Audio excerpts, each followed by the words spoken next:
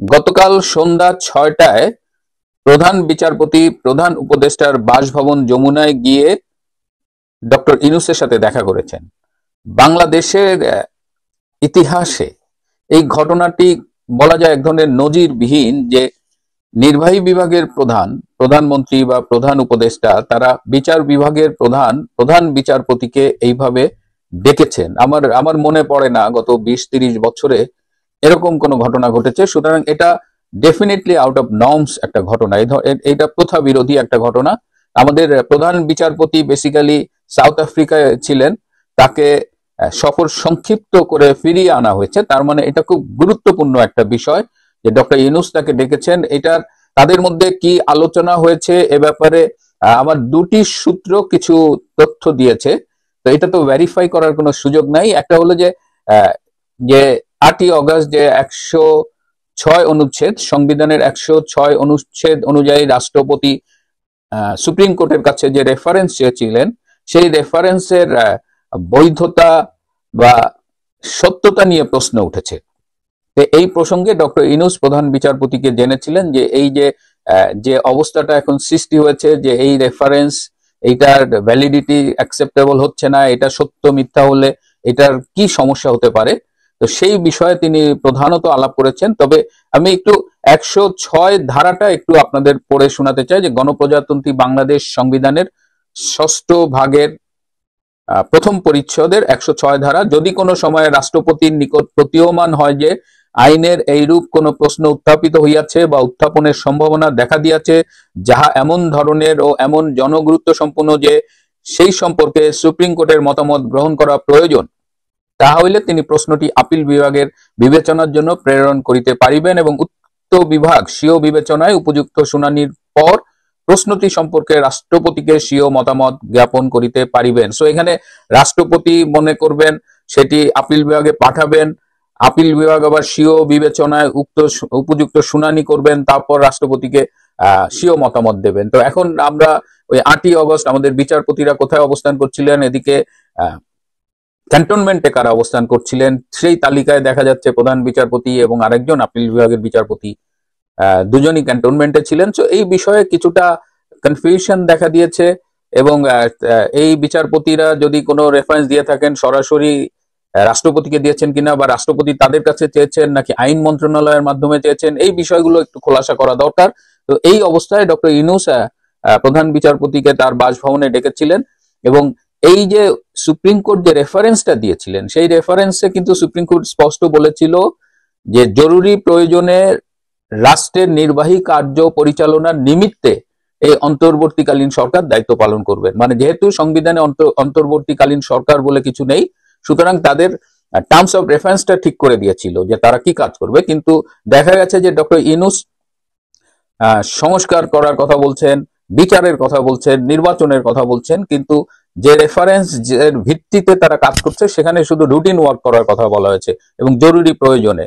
তো সেইখানে ডক্টর ইউনূস কিন্তু অলরেডি সেই রেফারেন্সের সেই যে অভিমত দিয়েছিলেন, যে রায়টা দিয়েছিলেন সুপ্রিম কোর্ট, সেটা কিন্তু তিনি ভায়োলেট করছেন। এবং ১১১ ধারায় কিন্তু এ ব্যাপারে বলা আছে যে আপিল বিভাগ কর্তৃক ঘোষিত আইন হাইকোর্ট বিভাগের জন্য এবং সুপ্রিম কোর্টের যে কোনো বিভাগ কর্তৃক ঘোষিত আইন অধস্তন সকল আদালতের জন্য অবশ্য পালনীয় হবে। সুতরাং এই ১০৬ নম্বর রেফারেন্সের ১০৬ নম্বর অনুচ্ছেদের আলোকে যে রেফারেন্সটা প্রেক্ষিতে যে রায়টা দিয়েছে, সেখানে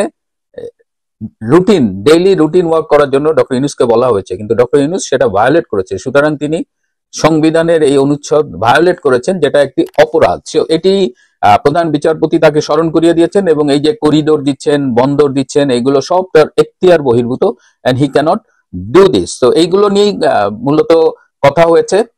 এছাড়া আরো কিছু কথা হয়েছে, যে ডক্টর ইউনূস জানতে চেয়েছেন যে তার কাজের মেয়াদ কতদিন। তো প্রধান বিচারপতি বলেছে তার মেয়াদ সুনির্দিষ্ট করে দেওয়া নেই, কিন্তু যেহেতু তার মূল কাজ একটি নির্বাচন আয়োজন করা, সুতরাং তিনি যদি বিলম্ব করেন তাহলে সেই বিলম্বটি অবশ্যই জাস্টিফাইড হতে হবে।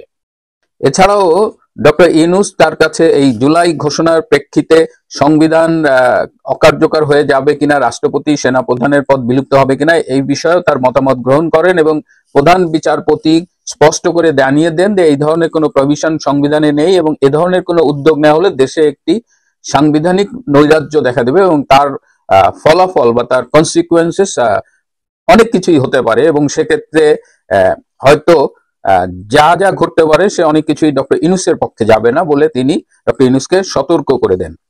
আমরা এই খবরটি পেয়েছি যে ডক্টর ইউনূসের সাথে প্রধান বিচারপতি দেখা করেছেন, কিন্তু যে খবরটি অধিকাংশ মিডিয়ায় আমি দেখিনি যে গতকাল 6টায় ডক্টর ইউনূসের সাথে দেখা করার পরে গতকাল রাত 9টায় প্রধান বিচারপতি মাননীয় রাষ্ট্রপতি শাহাবুদ্দিন আহমেদ চুপ্পুর সাথে দেখা করেছেন। প্রধান বিচারপতি যখন ডক্টর ইউনূসের সাথে দেখা করেন তখন তার সাথে আইন উপদেষ্টা ডক্টর আসিফ নজরুল ছিলেন, কিন্তু রাষ্ট্রপতির সাথে যখন দেখা করেন তখন সেখানে আসিফ নজরুল ছিল না, এবং আমাকে সূত্র জানিয়েছে রাষ্ট্রপতির অফিস থেকে স্পষ্ট জানিয়ে দেওয়া হয়েছে যেন এই meeting a doctor Asif Nazrul না আসে। রাষ্ট্রপতির সাথে প্রধান বিচারপতির আলোচনা আমি অনেক বিস্তারিত এখনো জানতে পারিনি, কিন্তু এই যে 106-এর অনুচ্ছেদের আলোকে যে প্রদত্ত রেফারেন্স, সেই রেফারেন্স নিয়ে যে উদ্ভূত সংশয়, এর সততা নিয়ে কথা উঠছে, এই বিষয়ে তারা আলাপ করেছেন এবং আরো কিছু সাংবিধানিক প্রভিশন নিয়ে আলাপ করেছেন।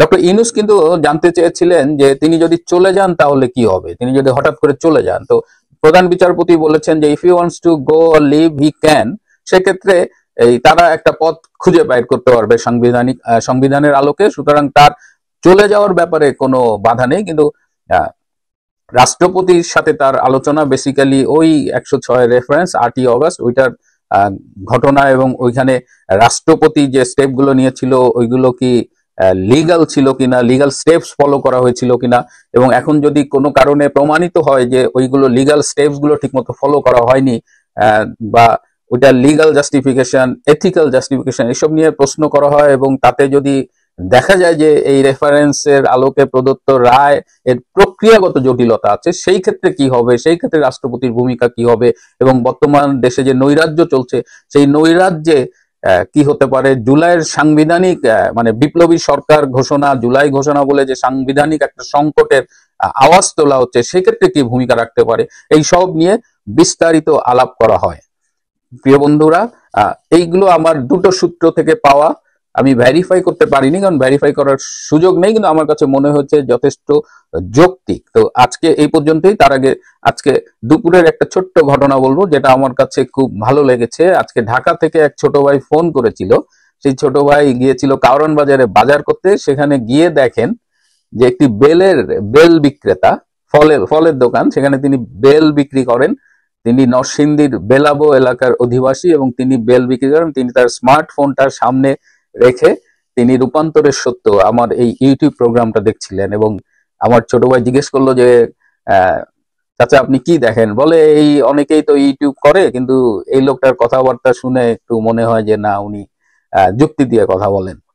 তো ব্যাপারটা আমার কাছে ভালো লেগেছে। আমার এই অনুষ্ঠানটি যদি আপনি দেখে থাকেন আপনাকে আমার সশ্রদ্ধ সালাম, এবং আমি যে এই শখের বসে শুরু করে এখন যে এটা সিরিয়াসলি করছি, এটা অক্টোবরে শুরু করেছিলাম, সো প্রায় 8 মাসের মতো হতে যাচ্ছে।